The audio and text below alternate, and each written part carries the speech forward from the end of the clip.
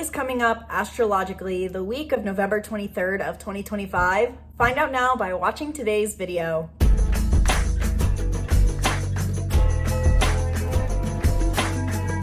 Hello and welcome back to the channel. If you're new here, welcome. I'm Isabel, your spiritual rebel friend, and today we're talking about the weekly forecast for the astrology of November 23rd through to the 29th of 2025. And we have some big planets shifting into direct motion this week, which can bring a great sense of renewal, clarity, and there's some ways that we can optimize this energy to our benefit. So in today's video specifically, I'm going to cover what may be coming up for you astrologically this week, what you may be feeling with the astrology of this week, the astrological transits happening the week of November 23rd through to the 29th of 2025, the things you may want to do this week, and the spiritual reminder or lesson being presented this week. So per usual, as I always do these weekly forecasts, I like to create a summary of what's generally coming up as the consensus. So if there's a lot of astrology lingo that you don't understand today, or it all feels overwhelming, be sure to use the timestamps to jump to the end of today's video where I just talk about what the general key theme or key takeaway is for you. And if you like today's video, be sure to book a reading with the link in the description box down below and join my free newsletter for more practical guidance to the stars. In my newsletter, I'm always sharing practical ways to use astrology in application to your life so that you can use this as a tool for self-discovery, self-development, and to live a life that you love. So if you like today's video, but you wish it was in written form and you want to go a little bit deeper into how to use this in practical application, join the newsletter down below. So first off, what may be coming up for you this week? I invite you to go through this bulleted list. At the end of today's week, take a screenshot and ask yourself how much of this comes up for you. Or do you even feel this as we're going into the start of this week, as some of these astrological energies are present? Healing realizations, a feeling of transformation, deep conversations, feelings of self-love through self-inquiry, romantic encounters, heightened emotional support, heightened emotions overall, and mental clarity. We have a beautiful combination of depth coming through our relationship to others and relationship to ourselves this week. And we also can be feeling a deep sense of mental clarity and conversation through that. Mental communication, mental conversation, whether it's with ourselves or others, can really spark some deep sense of healing this week and progress forward. Now, why exactly do I say this? It's because of the transits that are happening this week. So let's get into some of the transits chronologically. So Sunday and Monday, we have the Sun in Sagittarius forming a sextile to Pluto in Aquarius, which brings a deep sense of healing, meaning, purpose, and transformation to start out our week.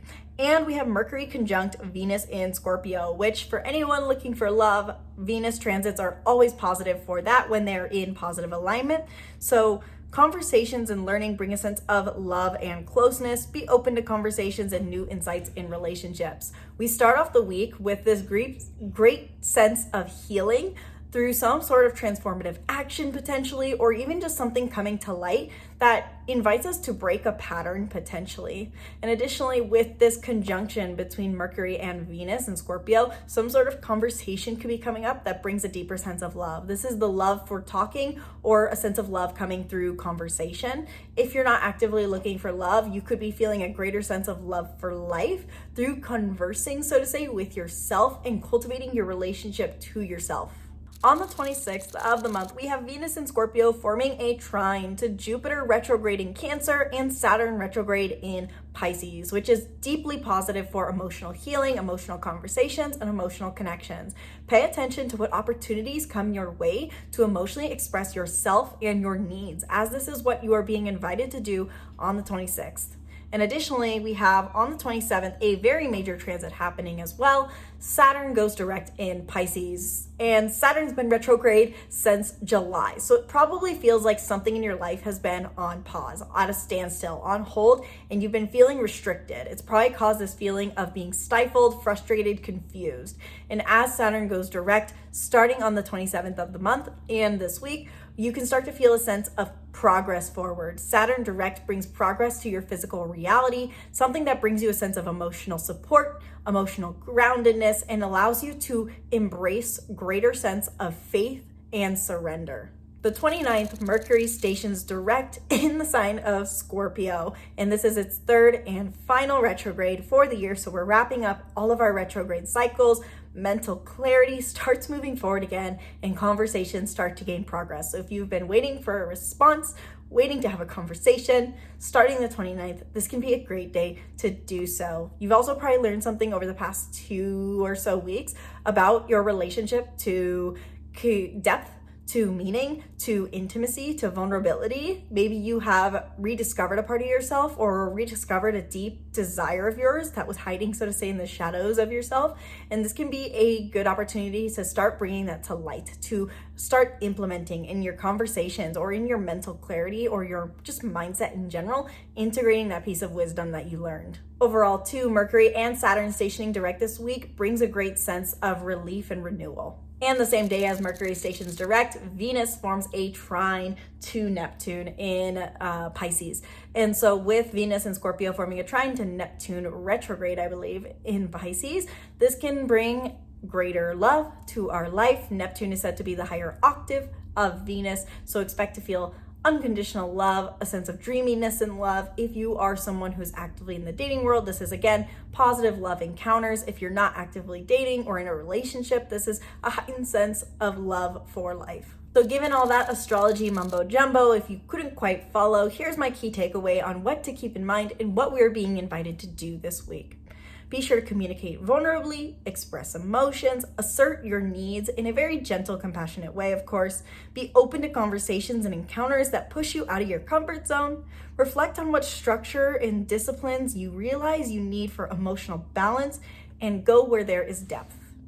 Now, again, the reason I say all these things to do are my top recommendations of what to keep on the forefront of your mind given the astrological energies this week. And we went into the minute details of what those transits are, but as a general consensus, I want to give you the more key takeaway, spiritual reminder, spiritual lesson of what is being presented this week and why I give you these takeaways. Spiritual lesson really does come back to a quote I found that says as follows: "The great benefit of slowing down is reclaiming the time and tranquility to make meaningful connections with people, with culture, with work, with nature, and with our own bodies and minds." The reason I chose this quote in particular is especially aligning with the idea that we just entered Sagittarius season. I talked about this in my last week's forecast, as Sagittarius season started at the end of last week, November 21st. And this energy is still present this week as we are at the beginning of Sagittarius season, and we have quite a few different aspects happening with Sagittarius energy and Scorpio energies that accentuate this theme that I'm talking about. Because Sagittarius energy and the energy in this week really brings up this idea that we are entering the end of the year. We are about to end November, enter December, and December is our final month. We start winter, we have the end of the year, and it can bring these strong feelings of I'm not quite where I want to be in life, is a strong theme I notice for a lot of people around the world. We oftentimes associate December with not just the holidays and this joy, but also, great, look how far I haven't come, so to say. And Sagittarius season beginning and the energies of this week remind us that we often hit this period where it feels like we've slowed down, we can't make more progress faster, and it's to cultivate depth. Sagittarius reminds us that the best way to prepare for our winter season, our slower pace of life, and our end of year is to cultivate meaning and connection with others, with our beliefs, with our culture. It's not about doing more, it's about focusing on what matters most. And that's why Sagittarius is associated with broadening our horizons to see that greater view. So this week, I really do invite you to, again, go through that list of what I recommend you do this week. But the core message behind why I chose those things to do is about asking yourself, how can I make meaningful connection with my people, with my beliefs, with my work, with nature, with my body, my mind, my home? How can I bring meaning to all that I am and all that I do?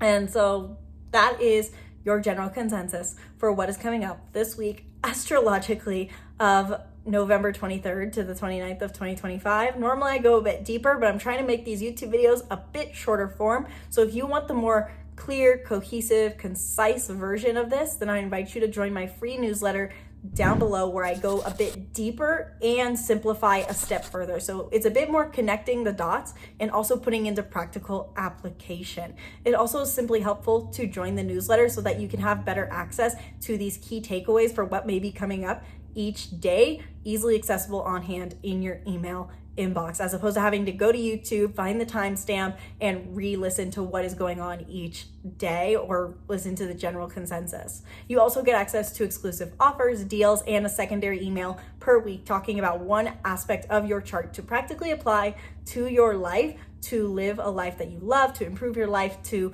contemplate something and further develop yourself. So learn more about the newsletter down below. Be sure to book a reading if you want to go deeper into how the stars are affecting you, whether that's what season of life you are entering as we enter Sagittarius season, how you can prepare for the end of the year, what you've accomplished so far this year according to transits, where you are at, what you're meant to do, what your purpose is. All these questions can be answered in a reading, so learn more down below.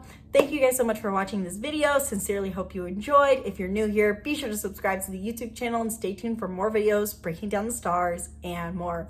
Comment down below what you end up having experienced this week. Thank you guys so much for watching. Once again, my name's Isabel. From my heart to yours, namaste.